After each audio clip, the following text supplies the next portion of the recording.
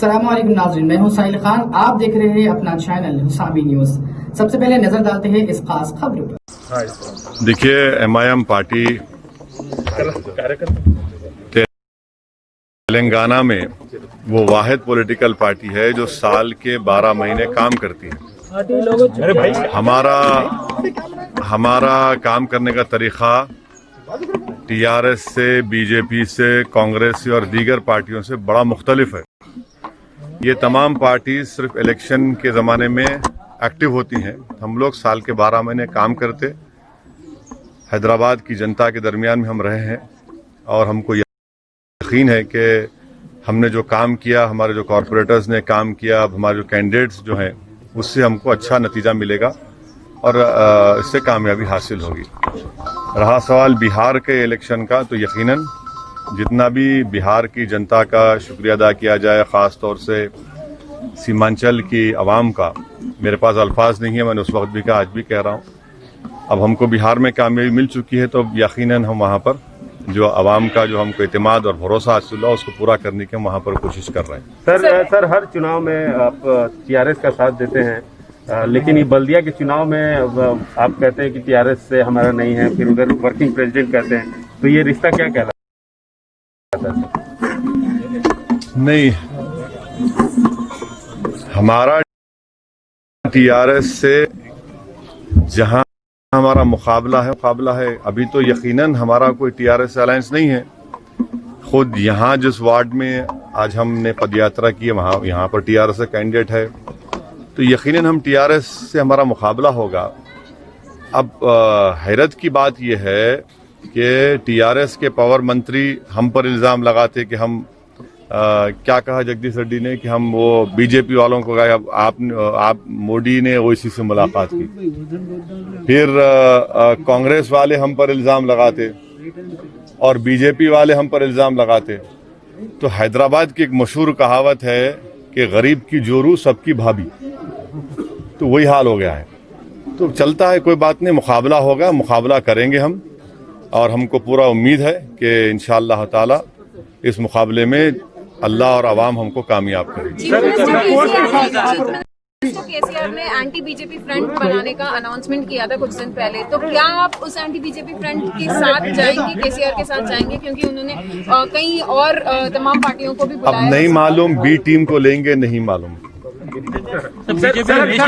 पूरी ताकत के साथ यहाँ पर इस बार आप इनको बोलिए, क्या बोलिए? BJP के नेशनल लीडर्स भी आ रहे हैं सर, पहली बार GH में ऑलरेडी उनके नेशनल, आज जावड़ेकर साहब भी आ रहे हैं सर। और उसमें सर ये कहा जा रहा है कि ये लड़ाई जो है वो देश प्रेमियों और देशद्रोहियों के खिलाफ है। उनका ये पोल एजेंडा है, वो इसी बात पर चुनाव लड़ने वाले हैं। खुद स्टेट प्रेसिडेंट ये कहते हैं कि ये लड़ाई देश प्रेमी और देशद्रोही के बीच है। ऐसा है ना कि किसी BJP के लीडर को अगर आप रात में उठा देंगे और बोलेंगे पहला नाम बोलो, बोलेगा ओवैसी, दूसरा नाम बोलो, बोलेगे गद्दार, तीसरा नाम बोलो टेररिज्म, चौथा नाम बोलो पाकिस्तान, तो वो क्या कर सकते हैं? लोगों को आदत से मजबूर हैं। BJP को ये बताना चाहिए कि 2019 के बाद से उन्होंने तेलंगाना को और ख़ास तौर से हैदराबाद की आवाम को उन्होंने क्या फाइनेंशियल हेल्प की। इतना बड़ा सैलाब आया हैदराबाद में, बहुत से मुकामात पानी में डूब चुके थे, आपने टीवी पर दिखाया। भाई, आपने हैदराबाद को, GHMC को मोदी सरकार ने क्या फाइनेंशियल हेल्प की? अगर आप हेल्प कर देते तो यकीनन बोल सकते आपने कुछ हेल्प नहीं की। तो जाहिर है हेल्प नहीं करने की बुनियाद पर, कोई मदद नहीं देने की बुनियाद पर अब इसको एक कम्युनल रंग देने की कोशिश कर रहे हैं। यहां पर कुछ होने वाला नहीं है। आवाम जानती है, जनता जानती है। यकीनन कोई भी आके इलेक्शन लड़ सकता है, कैंपेन कर सकता है, तो इससे हमको कोई मतलब नहीं। सर कल आपने ट्वीट किया था UAPA पे, और आप जो सवाल उठा रहे हैं, क्या सर MHA भी उसी का सब क्वेश्चन है। MHA मतलब रेडिकलाइजेशन पे जो क्या है, आप फिर सुनिए, UAPA के लिए मैं 2008 या 9 में जब चिदम्बरम साहब होम मिनिस्टर थे, जब उसका अमेंडमेंट लाया गया, मैंने पार्लियामेंट में उसका अपोज किया था। 2019 में प्रेजेंट होम मिनिस्टर जनाब अमित शाह उसका अमेंडमेंट लाए, मैंने उस वक्त भी अपोज किया। तो यूएपीए एक ड्रैकोनियन कानून है और इसकी जिम्मेदारी कांग्रेस और बीजेपी पर आयद होती है। दुनिया में कोई भी ऐसा देश नहीं है जहां पर कोई कानून में 120 दिन का डिटेंशन होता है। चाहे यूएस का पेट्रियट एक्ट ले लीजिए या यूके ले लीजिए या रशिया ले लीजिए, 120 दिन का। और वो जो अमेंडमेंट्स कांग्रेस ने किए और बीजेपी ने किए, मेरी राय में वो अनकॉन्स्टिट्यूशनल हैं, वो राइट टू इक्वालिटी के प्रिंसिपल्स के खिलाफ हैं।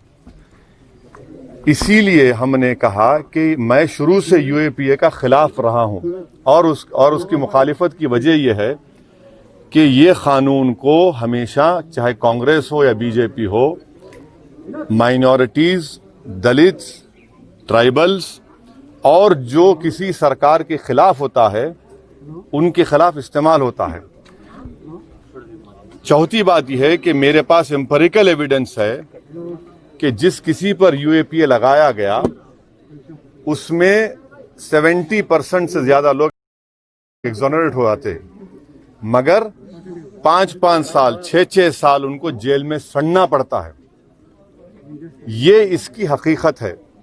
रहा सवाल रेडिकलाइजेशन का, तो हम ये पूछना चाह रहे हैं कि बीजेपी पार्टी में खुद ऐसे 2 सांसद बैठे हैं जिन्होंने गोडसे को बड़ा देशभक्त कहा। अब ये रेडिकलाइजेशन है या नहीं है, बीजेपी बता दे।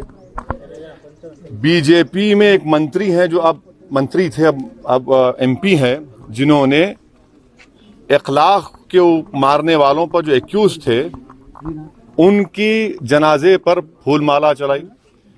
ये रेडिकलाइजेशन है, नहीं बताइए। तीसरा, बीजेपी में आज भी एक सांसद हैं झारखंड के जो अलीमुद्दीन को मारने वालों को, जो कोर्ट ने उनको कन्विक्ट किया था, वो जब बेल पर निकल कर आए हाई कोर्ट से तो उनका फूल माला से इस्तकबाल किया। ये रेडिकलाइजेशन है, नहीं बताइए।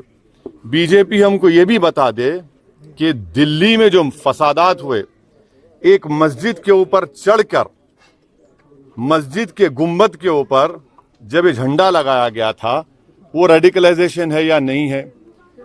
कोरोना को कह दिया गया कि तबलीगियों ने फैलाया, कोरोना को भी आपने इस्लाम से जोड़ दिया, तो ये क्या है, रेडिकलाइजेशन ही नहीं है। तो हर चीज में रेडिकलाइजेशन कहां पर हो रहा है, किस पर हो रहा है। तो गवर्नमेंट को बताना चाहिए कि डी रेडिकलाइजेशन अगर करने वाले हैं तो क्या वो सिर्फ एक मजहब के ऊपर करेंगे या सब पे करेंगे। सर, उनकी दिक्कत ये है कि आपने हिंदुत्व की जो परिकल्पना दी, हिंदुत्व, सुनिए, हम ये पूछना चाह रहे हैं कि हिंदुत्व का डेफिनेशन बीजेपी बता दे। क्या वो सावरकर के डेफिनेशन को मानती है, नहीं मानती है? क्या वो गोलवालकर का जो डेफिनेशन है उसको मानते हैं, नहीं मानते हैं? हम इस पर आपको, कई बार हमारा स्टेटमेंट हो चुका है। डी रेडिकलाइजेशन अगर करेंगे तो किसका करेंगे? जो जाकर कहते हैं कि आप अपनी दुकान में पटाखे मत बेचिए, जो महल्लों में अगर कोई तरकारी बेचने वाले आता है तो कहते हैं तू यहां पर मत आ, फ्रूट बेचने वाला तो बोलते तुम नहीं बेच सकते। किसका रेडिकलेशन होना चाहिए, ये हम पूछना चाह रहे हैं। डी रेडिकलेशन होना चाहिए। Hindutva is built on lies, and Muslims are not allowed to participate. Well, that is the true definition as laid down by Savarkar in his book and Golwalkar in his book and by various other संघ ideologues. Sir, waste Bengal में election आने वाले हैं। हाँ, क्या waste Bengal election में आपके साथ सर, वेस्ट बंगाल, एक मिनट सर, वेस्ट बंगाल के उस सवाल पे हमेशा आप बसते आ रहे हैं जो आपके यूपी के सदर ने जो बयान दिया। यूपी के सदर नहीं है वो हमारे पार्टी के स्पोक्स पर्सन हैं। उनका जो बयान आया, मैं आपको फिर से पार्टी के तरफ से ऑफिशियली ये कह रहा हूं कि हम बंगाल के यूनिट के लोगों से मीटिंग होने वाली है, क्योंकि म्युनिसिपल इलेक्शन आ गया, थोड़ा देरी हो गई। उनसे बात करके ही, उनसे पूरा फीडबैक लेके, उनका ओपिनियन लेकर ही हम एक कंसिडर्ड डिसीजन पर अराइव करेंगे और आपको बताएंगे। तो ममता बनर्जी के साथ जा सकते हैं? पहले तो मुझे अपनी यूनिट से बात करना इलेक्शन लड़ने के ताल्लुक से। और इलेक्शन लड़ने की जब बात होगी तो हम इलेक्शन लड़ेंगे, और यकीनन इसमें कोई दो राय नहीं होना चाहिए कि जब हम डिसीजन लेंगे तो इलेक्शन लड़ेंगे, उसके बाद बताएंगे आपको। Sir, home minister Amit Shah Tamil Nadu में है और उन्होंने प्रचार तमिलनाडु के लिए कैंपेनिंग भी शुरू कर दी है, तो आप किस तरह से देखते हैं उनका क्वेश्चन है BJP is expanding there party. सुनिए, अब ये जीएचएमसी का इलेक्शन है, अब आप लोग ज्यादा बैटिंग ऐसा राज्यों में कानून बनाने की बात हो रही है, लगातार विरोध हो रहा है लव जिहाद को लेकर, आपका क्या ओपिनियन है? क्या वाकई में? एक मिनट, देखिए ये कॉन्स्टिट्यूशन में आर्टिकल 14 और 21 का ग्रॉस वायलेशन होगा। इनको संविधान पढ़ना चाहिए। आप इतना ज्यादा हेट्रेड में आगे बढ़ जाते हैं, जरा संविधान पढ़ लीजिए, आर्टिकल 21 क्या है पढ़ लीजिए। स्पेशल मैरिज एक्ट का खत्म कर देंगे आप, उसको खत्म कर दीजिए। फिर आप ये बातें करना, इस तरह से सिर्फ हेट्रेड पैदा करना, ये नहीं चलेगा। कोरोना की मारामारी की वजह से भारत में करोड़ों लोगों की नौकरियां जा चुकी हैं, उनको नौकरियां दीजिए। आप नौकरियां नहीं दे सकते, जीडीपी 0 हो चुका है, आप उसके ताल्लुक से कुछ नहीं करते, तो देश के नौजवान जो बेरोजगारी का शिकार हो चुके हैं, जो गरीबी उनका मुकद्दर बन चुका है, उनकी तवज्जो हटाने के लिए ये सब ड्रामेबाजी बीजेपी कर रही है। अब अंतिम सवाल है, नहीं अंतिम सवाल एक सुर पूछेंगे, एक सुर ठहरिए, हाँ सब इम्पोर्टेंट है, बोलिए। I think between 52 and 55, I exactly don't have here, but between 52 and 50, but most probably 52। Sir love जिहाद का बड़ा चल रहा है और कई स्टेट उसको कानून में तब्दील करने की बात कर रहे हैं, और इसके साथ ही यूपी में काऊ कैबिनेट बनाने, एमपी में काऊ कैबिनेट बनाने की बात कही जा रही है। देखिए आप जो बनाते बना लीजिए। बीजेपी से हमारा एक ही सवाल है कि आपने जो अनकॉन्स्टिट्यूशनल लॉकडाउन किया, अनटाइमली किया, जिससे भारत के करोड़ों गरीबों की नौकरियां जा चुकी हैं, नौकरियां कब देंगे? नौकरियां बताइए, आप किसको नौकरियां देने वाले हैं? अब तक कितने नौकरियां आपने दी हैं? जो बेरोजगार हो चुके हैं 8-9 करोड़ लोग, आप बताइए इनका रोजगार क्या होगा? आप ही की मीडिया फेटर्निटी में लोगों का ले ऑफ हो रहा है, उनको क्या करने वाले हैं? देंगे क्या? उनको भी कैबिनेट में जगह देंगे, उस कैबिनेट में बिठाएंगे लाके उन लोगों को? ये देश के सामने अहम सवाल है जिसका इनके पास कोई जवाब नहीं है। सर, हमारे फोर्सेस ने लव जिहाद को लेके जो कानून बनाने की हम तो ये कह रहे हैं, खाली लव को फैलाइए, लव फैलाइए, बस लव फैलाइए, हेटर खत्म करिए। कितना हेटरेट करेंगे? अरे ये एक अजीब बात है कि लव भी होगा और जिहाद भी होगा, ये कैसा होगा भैया? हाँ, मोहब्बत की जिहाद अगर करना है तो मोहब्बत फैलाने का जिहाद हम कर सकते हैं। मोहब्बत फैलाइए, लव फैलाइए, कितना गर्मी पैदा करेंगे, कितना जहर फैलाएंगे? बस करिए ना, दिलों को जोड़ने का काम करिए मोदी जी। आपके दोस्त गिरिराज सिंह नहीं, हमारे आपके दोस्त हैं वो। सर, यूपी के लॉ कमीशन चेयरमैन भी ये कहते हैं कि मुसलमानों को टारगेट करने के लिए ना, किसी कम्युनिटी को टारगेट करने के लिए ना, लव जिहाद लेके आ रहे हैं, मतलब ड्राफ्ट अभी तैयार किया। मेरे भाई, उनको कॉन्स्टिट्यूशन पढ़ना चाहिए, आर्टिकल 21, उनको सुप्रीम कोर्ट का जजमेंट पढ़ना चाहिए कि choice is now fundamental right in the constitution. Special marriage act का खत्म करेंगे क्या? बताइए, बोल दीजिए ना। सुप्रीम कोर्ट का जजमेंट है कि choice is a fundamental right, article 21 is a fundamental right, special marriage act is there. What is this? The country requires jobs, the youth require jobs. Migrant laborers are suffering throughout India. Economy is down. More people have become poor.